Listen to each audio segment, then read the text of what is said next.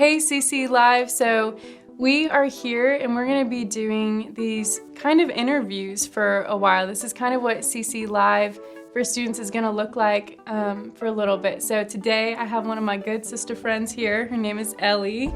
Say hi, Ellie. Hi. So Ellie and I, when did we meet? We met a while ago.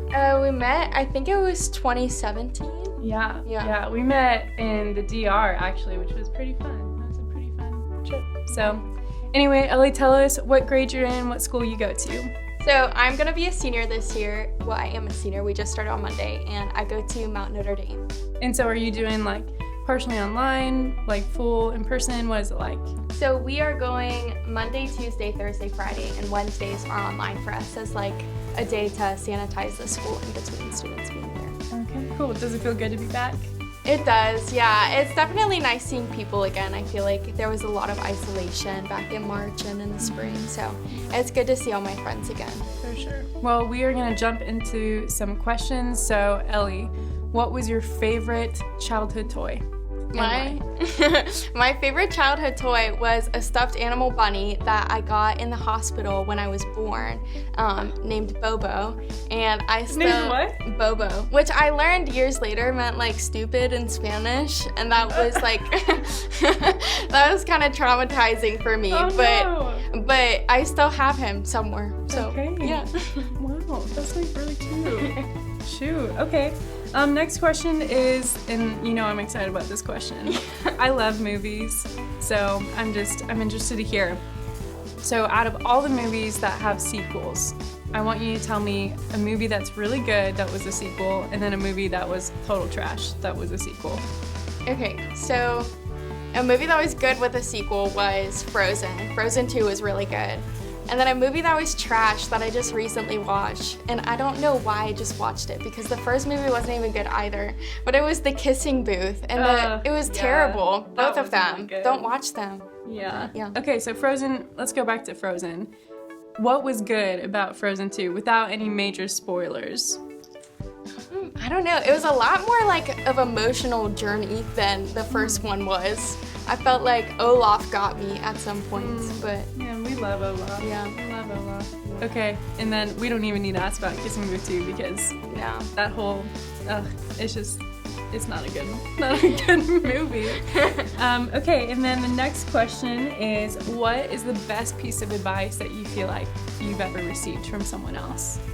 I think just like it's okay to not do everything, and like it's also okay to ask for help when you are feeling overwhelmed. Yeah. I feel like a lot of times, especially like in this culture, like you see all of the different things you could be doing on social media or just like being exposed to a lot of different people. And so like just kind of like not getting caught up into that ideology that like you have to do everything and be perfect at everything and do it all on your own. So. For sure. So talk a little more about that. You mentioned social media. Like, what do you feel like are things that contribute to us? Because I feel like I feel that of like, why do we feel like we have to do everything or say yes to everything?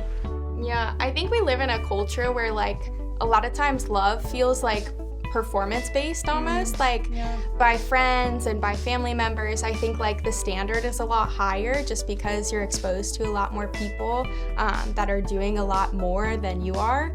And so just because, you know, that's who they are and that's what they've always done. And so I think like there's this big comparison game that we all kind of fall victim to, where we all kind of get caught up in that.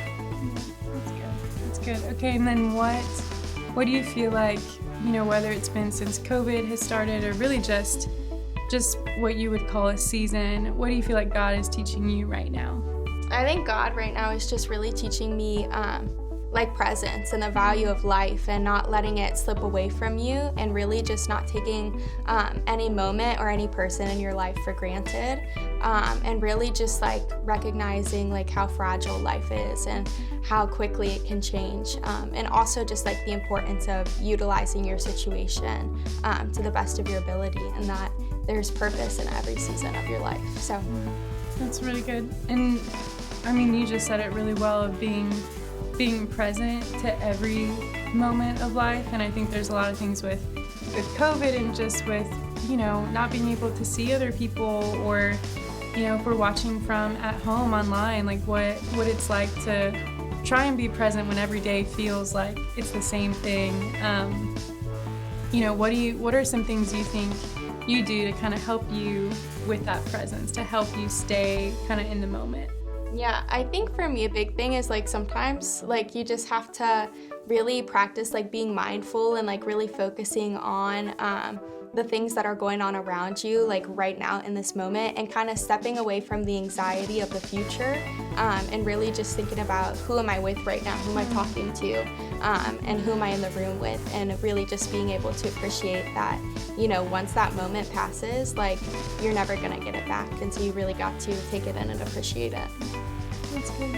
Okay, and then the last thing, what is, and you may say something similar, but what is one piece of advice if you could give to your fellow students, your fellow CC Live friends? What's something that you would encourage them with? I think for especially like middle school and high school students, really just like not trying to force relationships. I know right now we're talking about circles, and I think a big thing is like, you gotta really find your people to surround yourself with, and doing things for yourself is not selfish all the time. Obviously you give to other people too, but like when it comes to the people you surround yourself with, like who you become affects other people too, and so it's not selfish to take control of that, and to kind of be around and be selective about the people that you choose that are going to be molding you into who you are. I think just being careful about that. Yeah, that's good. I love that, and I love that we are called to live in community with one another, and like you said, depending on what that community looks like can really affect a lot of things, and that can be a really good thing. So anyway, Ellie, thanks for hanging out and for answering some questions, and she's great, and we love you guys, and we hope to see you guys soon.